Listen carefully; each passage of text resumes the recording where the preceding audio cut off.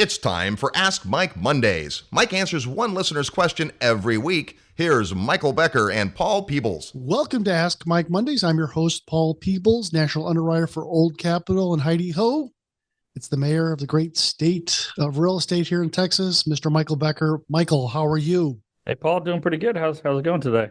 It's going well. I want to remind everybody coming up here in January, again, this is not an exclusive Old Capital event. This is the DFW Apartment Investors Group, and it's a series of Marcus and Millichap, Collier, CBRE, a number of other different people that are in the apartment industry that you want to talk to.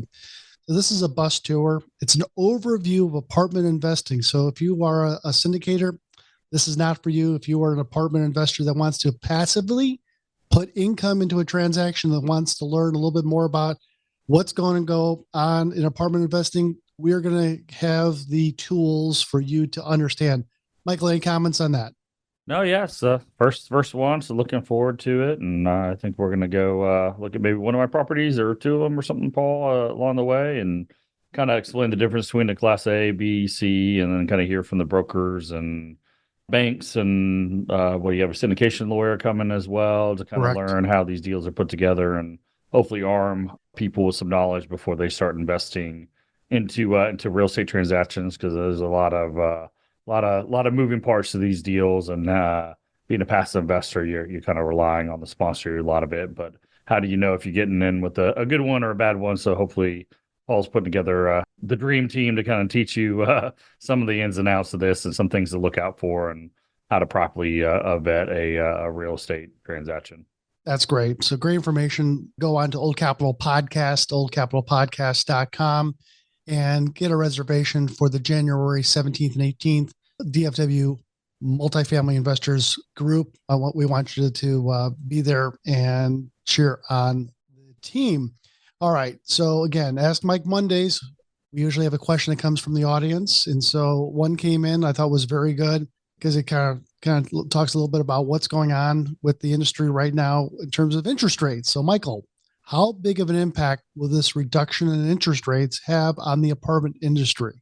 Good question. So a little bit TBD, but I guess kind of my crystal ball, see how clear it is at the end of the day. But I think it's going to have a few impacts. So, as kind of setting up, where we started the year to where we've gone, and now we've kind of come back. It's been a roller coaster. If you look at a chart of either the 2-year or 10-year treasury rate. I saw, as we record this, CNBC yesterday said that the 2-year treasury is actually lower than when it began 2023. So on January 1st, kind of mid December now is actually lower than it was on January 1st. And that could change in the next 2 days as well, either one way or another. But it's been pretty wild. We started a little bit more elevated to start the year. We had the Silicon Valley Bank, and everything went really low kind of late March into April. And then come May, kind of throughout the summer and into the fall, they really started kind of spiking. The rates kind of spiked, and 10-year treasury hit all the way at 5% for a day or two intraday.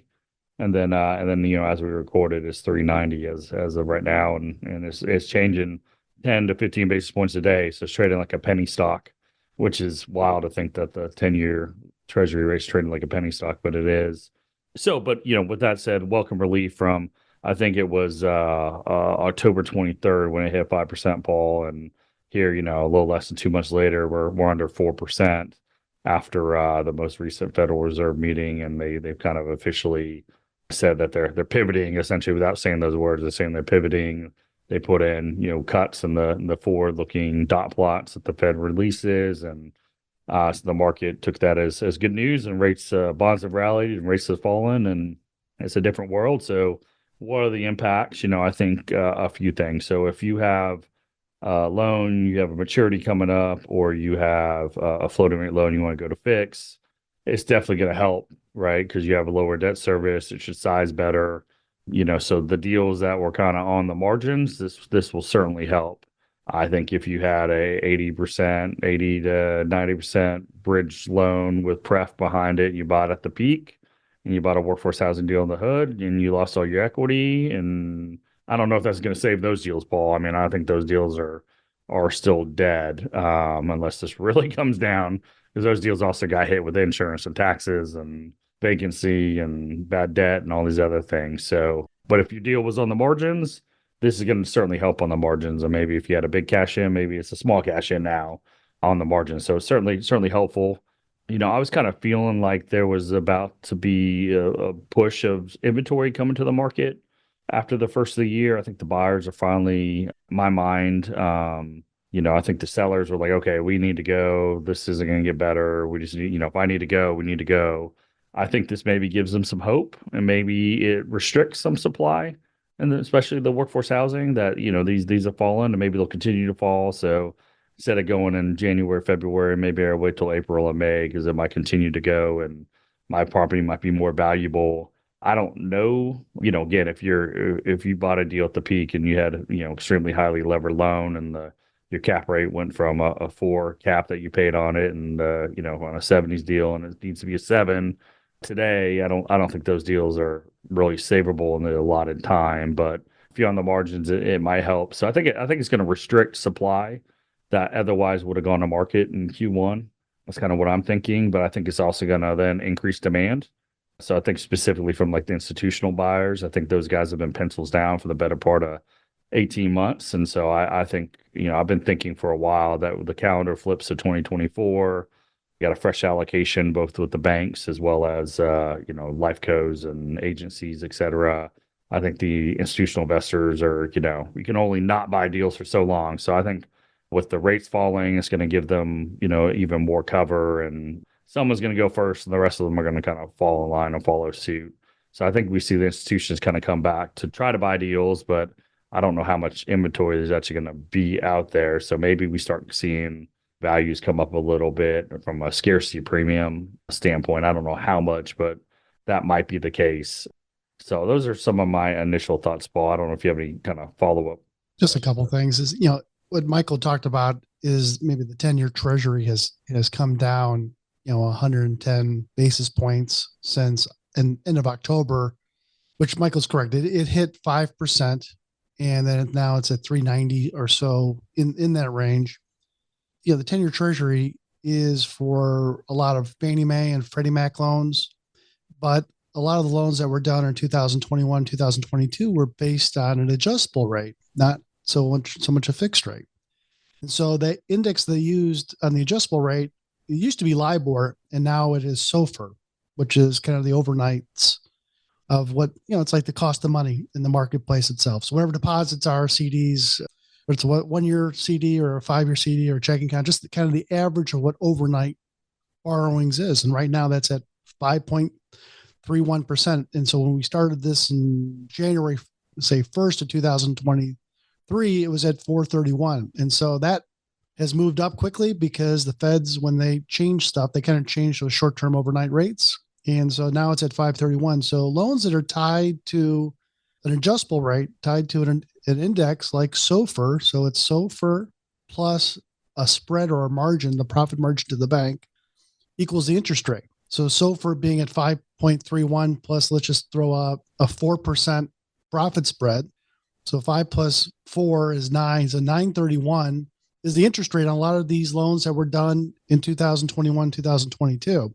And so those groups are begging for that short-term interest rate to go down. And I don't know how fast it's going to go down. I mean, the Fed said they're going to cut at some period of time in 2024 a couple of times, but I don't think it's going to be fast enough for people to absorb the quick jump down. It may take them 2 or 3 years for them to bring it all the way down to what it was. Because remember, for like 7 years, it was at 0.05, not 5.3, but 0.05% on SOFR. So 0.05 plus 4 was 4.5. So your interest rates have gone from like 4.5 up to 9.3. So that's a real big jump. And that's a big number when it comes to a mortgage payment based on $20 million or $25 million. That has a big impact on the success of a lot of these transactions when you go from X to Y and the property just doesn't have the NOI to pay the Y payment. It did okay at the X, but not on the Y. Yeah. So a lot of these guys had rate caps, which were 2 to 3 years, and so if you put it on at the end of 2021 and you buy a 2-year cap, those are up right now. Yeah. If you had a 3-year cap, you got a year from now. and to buy the replacement cap got extremely expensive. And now those are coming in real time, but I don't know if it's going to come in enough to save anybody that if you don't have any cash, Right. you're in trouble. So the interest rate really is at, let's say 9.3. But if you just like Mike was saying, if you bought an interest rate cap, which was like insurance in case of emergency break, they were able to push that interest rate down significantly during the period of time that you held that interest rate cap, that insurance policy. But again, that insurance policy doesn't take for the full term of the loan. It only takes for 1, 2, 3, 4, 5 years. And when it expires, you have to go out and buy another one if your loan is tied to an adjustable rate. And that's what Michael's saying is that right now, is that those, if you took it out, say in 2021 for 3 years, it's going to be coming due in 2024. And now you have to go out and rebuy it instead of buying it for, on a $10 million deal, you're buying it for $70,000. Now you're buying it for $700,000 to repay it. So you're kind of prepaying more than that, probably, or more. Yeah. So you're just kind of prepaying the interest up front on that interest rate cap or so. So still a lot of challenges, but I do agree that 10-year treasury falling significantly like it's done in the last, say, 3 months. Hopefully that's not a head fake and things go back up. But I think that's going to bring a lot more parity into the market that people will start to think about buying more stuff these days. And in fact, what are you hearing from some of the brokers, Michael, out there for what the inventory that they're going to try to bring out to San Diego for the National Multifamily Housing Council, where there's 10,000 people that in the apartment industry that go out there and the brokers kind of show new inventory that's out in the marketplace for people to buy. What's your take? As of right now, it seems like there's not a whole lot. I mean, it's going to be a very limited amount of product on the market come January. So, that could change as you get closer. But I mean, I would think that if rates are falling, a lot of the sellers are going to think, well, what if they fall further? Maybe my value will go up and I should hold out. So I don't think that falling rates is going to make anyone more likely to list their property in Q1. I think it probably makes it less likely for them to list it. So I think we're going to have a pretty limited amount of inventory. And I do think that the buyer pool is going to expand, specifically kind of from the more like, institutional or larger groups that have been, largely on the sidelines, not buying much for a while. I went over last night, went to my neighbor's house, who happens to be one of the largest multifamily buyers in the Sun Belt. The last cycle, bought more stuff than we did, even. Well-known guy, right? I'll put it that way. He lives in Dallas now. And he had a little Christmas party, and he was kind of remarking on how they bought 2 deals this year, and he was super pumped to buy 2 deals in September and August. He owns 14,000 units currently, and he's done more than that. And I was telling him how we bought 5 deals this year. And I was kind of dawned on me here recently with the 5 transactions we purchased. To the best of my knowledge, we're the second largest as far as number of transactions in the state of Texas this year. I know one group that I'm aware of has bought 6 or 7, and we purchased 5. They've been buying some older stuff and smaller, kind of average deal size. So I think we're the largest buyer of Texas multifamily in 2023 at SPI Advisory from a transaction, dollar volume. I believe I could be off and not aware of somebody, which is insane for me to say 5 transactions fall, and I'm in a state that has about 2.5 million market rate multifamily units, that we're the largest buyer, or certainly one of the largest buyers, if not the largest. And little SPI was that. So that just tells you how far off the transaction volumes are. Yeah. And all these big buyers they just haven't transacted. So I think that those guys come off the sideline first half of the year. Probably January, we start seeing some of those institutions, because if you don't buy, why do you need to pay all these people to be employed if you're not doing anything? So I think they'll start buying. And I think I think the buyers have more confidence now that it seems like the Fed has pivoted, and the end's in sight, and rate cuts are in the future, and I think they'll bolster confidence. And the other thing we've been banging the ring on the table about for a while is where new supply has stopped. So the stuff that's under construction is being delivered. 24 is going to be a high supply year, but it's been next to impossible to capitalize a deal. Very difficult to capitalize a deal with debt and equity since Silicon Valley Bank failed in March.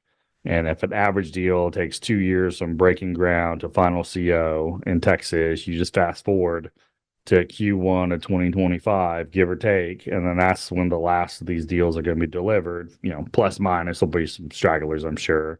And it's been just a very small number that started since that time.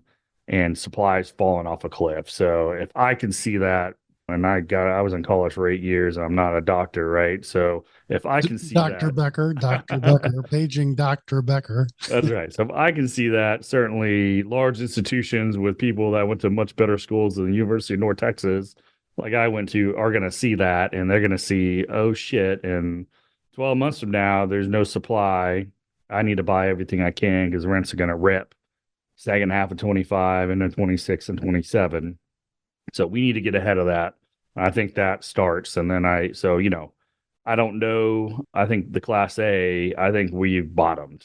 Workforce housing, I don't think so. I think, it's a subset. It's the guys that bought over levered deals in the hood with floating rate debt, short maturities, inexperienced sponsors. They're getting kind of hit left and right on interest rates, placement caps, vacancies up, bad debts up, insurance up, taxes up. But everything's up on them except for the rental rate, and so those guys are going to get squeezed. So there's a lot of dead bodies that just haven't fallen, and so I think there's more pain ahead. So I think those kind of start clearing the market second half of next year. I would have thought it would have happened second half of this year, but it seems like with the drop of rates is probably going to get some hope. And then some of these lenders, these debt funds, I think are kind of doing that extend and pretend, or maybe take a hope note, and so I don't know how. Like the magnitude of it, I'm not quite sure, Paul, that actually kind of hit the market at any given time. So we'll see, is to be determined. But I think I feel like we're at the bottom on Class A, and it feels like we still have, I think the values are off a lot on the workforce housing. We just haven't seen the transactions to recognize in the marketplace, and those will come, latter part of 24 is my current thoughts. So as you recall, SPI is one of the largest apartment owners in Texas, especially this year too, with 5 transactions, a whopping 5. These are 5 large properties, but they're not small deals. Can you talk a little bit about your last transaction? Because I thought that one was pretty interesting. You guys had closed that transaction already, and how did you guys find it? How difficult was equity to get? How kind of a loan did you do? Paint a picture in someone's head about what this property looked like. Yeah, so we had a very long-time investor of ours, very large investor, come in for the vast majority of the money. So we had him kind of wanting to do a transaction. So we were able to kind of place his, and then we just kind of had a couple people follow on with him. But so we, wasn't a large syndication. So we had the equity essentially lined up. And then there was this deal. I won't name the name of it, just so you can see it in the paper. I'm sure if you search SPI and Google, it'll probably pop up in the newsfeed. We bought a property in suburban Dallas-Fort Worth, brand new construction. It was listed, and the broker went out at I'm going to be delicate to not give too many details here, but a higher number. So call it 15% is where they started above where we probably ended. And so they went out to the market and kind of overpriced, and then the market gave them feedback. $2 million below where they were, and then the seller's equity partner sat on that information 2-3 weeks, and they said, okay, we'll take it. 2 weeks later, and then interest rates went up, and then the market's like, no, it's not that number, it's $2 million below. And then they sat on that for another 2-3 weeks, and they said, okay, we'll take it. And then the interest rates went up, and so forth and so on. So over the April till say October, they were just kind of slow. So we actually ended up getting awarded the deal in August at a higher number, and we told the seller that, seller and the broker, we didn't have much room.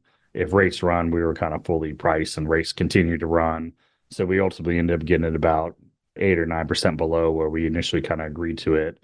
But when we agreed to it, they allowed us to do a inspection. So we did our access agreement. So we did our physical inspections, lease file audit. And then we had a loan basically, kind of queued up with a Fannie Mae lender.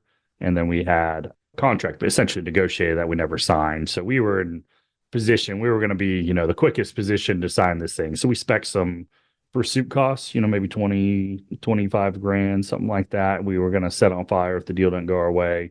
But we were in a position to kind of act quickly when the seller kind of finally came back. And The day the 10-year treasury hit 5% is the day we finally said, okay, let's go. And it's been falling like a hot knife since then. So we unfortunately rate locked. We should have waited just a little longer to rate lock. We got it kind of about halfway down on this move. But the deal is brand new construction, straight from the developer, finishing lease up, roughly 20% below kind of current replacement cost, and roughly maybe 18% below kind of recent sales comps too, from say September closings. So we felt like that's a good entry point. And it's in a high supply submarket that, you just see there's a handful of deals that are going to be delivered in 2024. And then there's going to be a 2-year hole in supply behind it. So we feel like it was a great entry point. Got 65 levered, full term, interest only, 5-year loan from Fannie Mae and their near stable program. That was the third time we've done a near stable deal. So that's worked out well. We got a really. And what does that mean? What's a near stable mean? Yeah, so Fannie Mae has the traditional loan is you buy an existing property.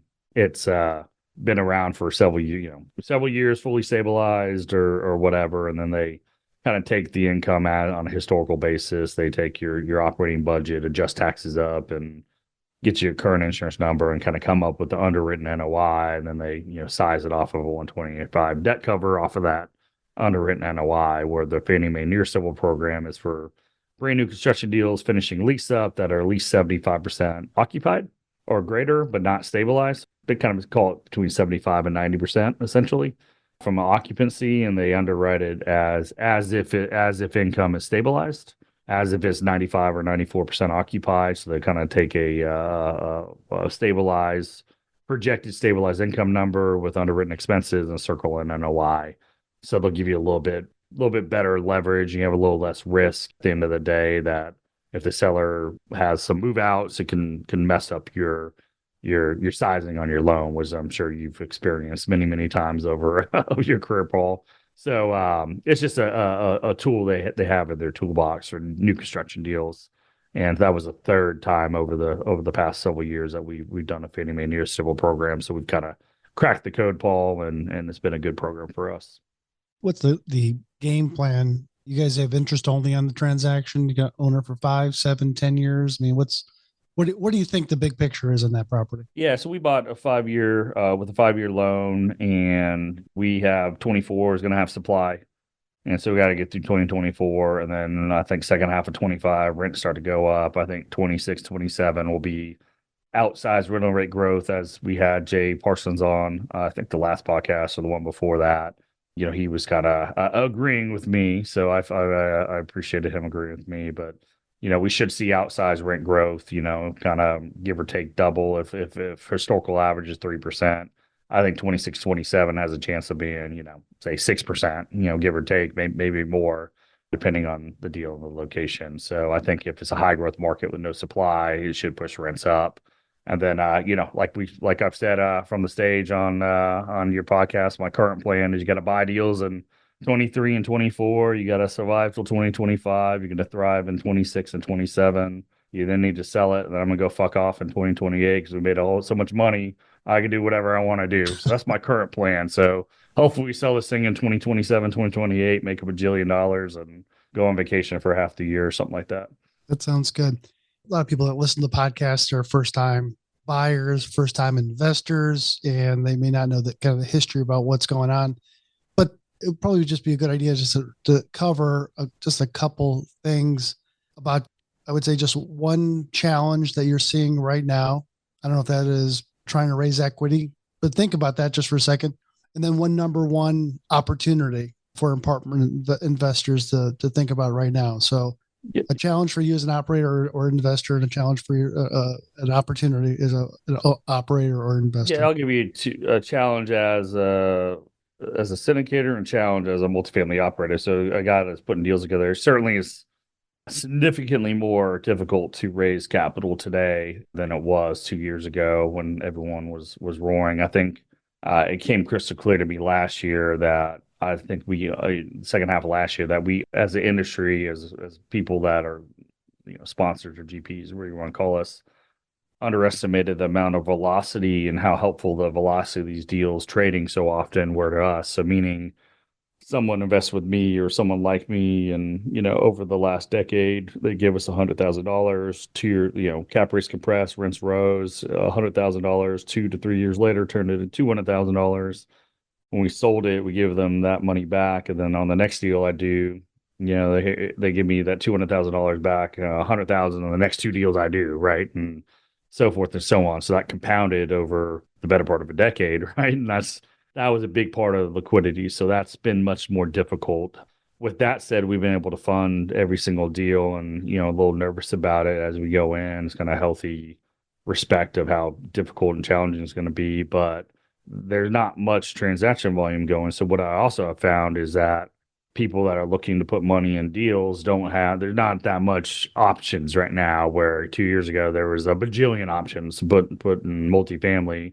Right now, hardly anyone's doing anything. So, I'm one of the few deals actually raising money. So it's been a little, that's been very helpful. So then on an operational standpoint, I mean, we're seeing, rents flatten. Certain cases are negative.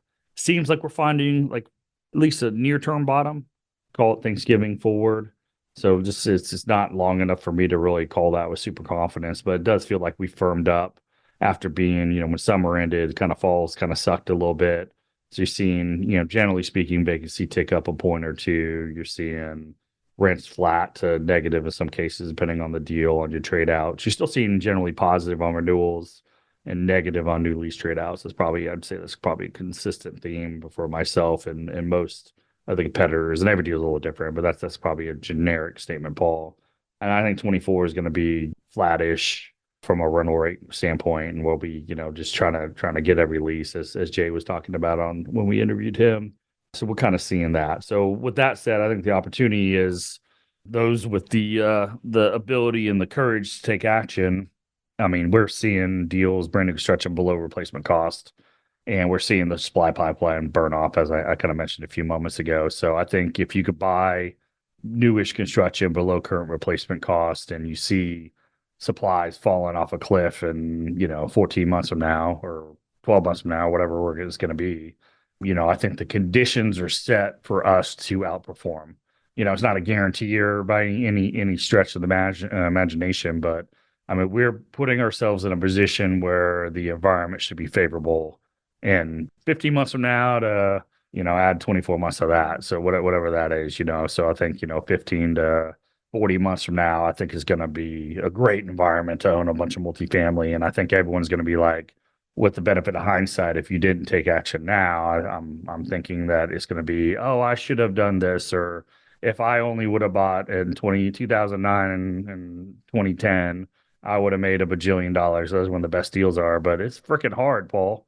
Like, it takes a lot of courage, and it's hard to do deals right now. And so I think we're just trying to do hard things and act with conviction, and just know that it's a cyclical business, and this is the trough, and you need to be bullish right now and stick it in, and it's going to change, and the environment's going to be more favorable in the future, and then we need to sell a whole bunch of stuff when the environment is better. We sold a bunch this last cycle. We should have sold more, but it is what it is, and kind of starting to see it turn, and hopefully we're at kind of peak bearishness, and it's going to get better, especially in the stuff that I own.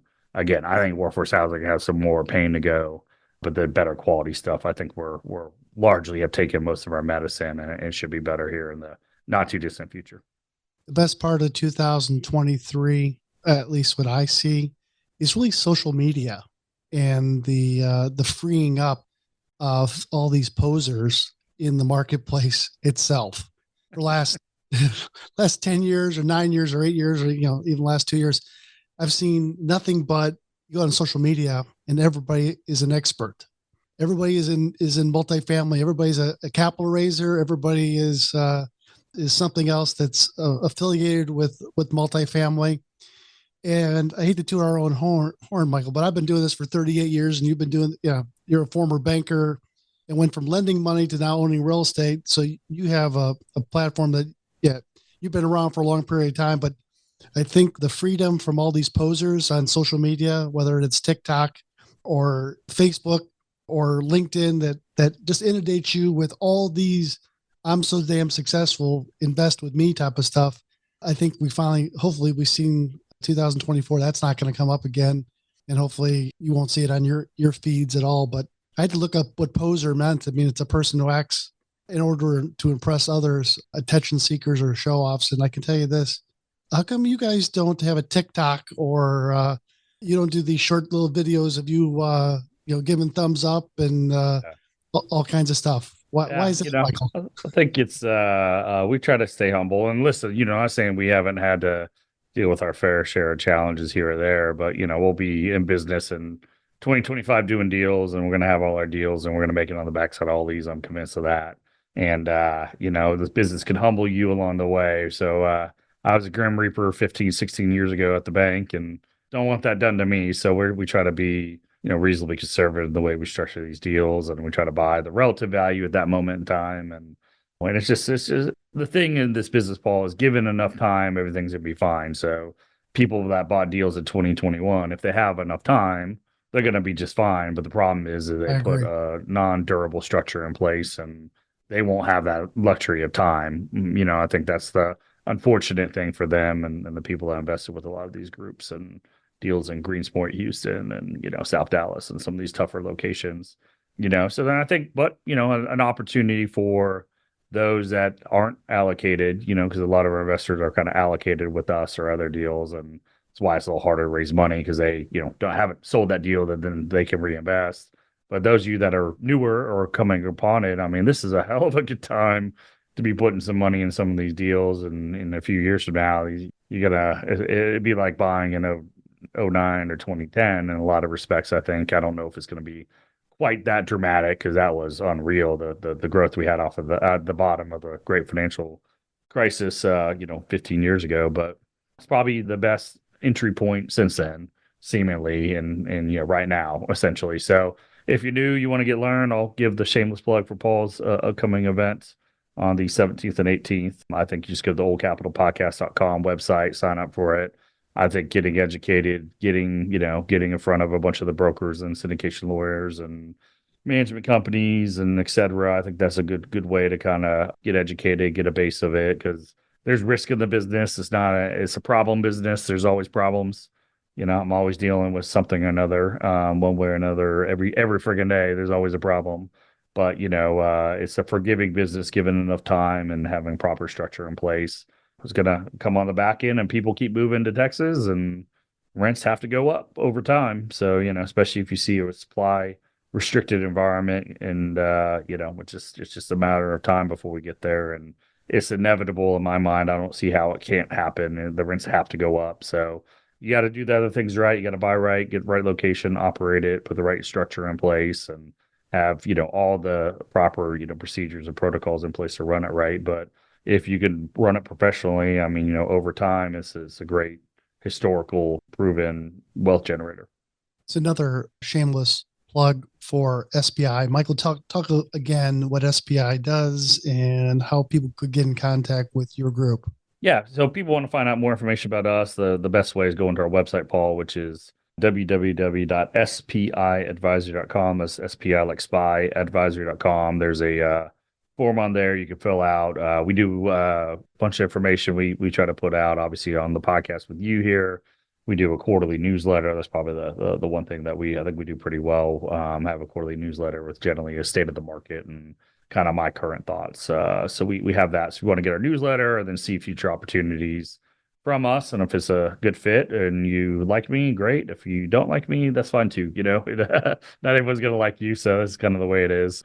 But yeah, if you guys want to find out more information about that, we have a full list of our portfolio and bios. I think we spent a bunch of time and money on it in the lab 12, 15 months ago. So I think it's a pretty good website, and spiadvisor.com, fill that out. And love to send you a newsletter and, put, opportunities in front of you, whether you invest or not. It's the flavor of what's going on in the marketplace at any given time. I think it's always good to kind of see what other people do or are looking at. I always try to see every deal I can. So any of my competitors put deals out, if I can see their package, I love to look at their package and go through it, see how they're looking at a deal, and see if this is kind of similar to me or a little bit different.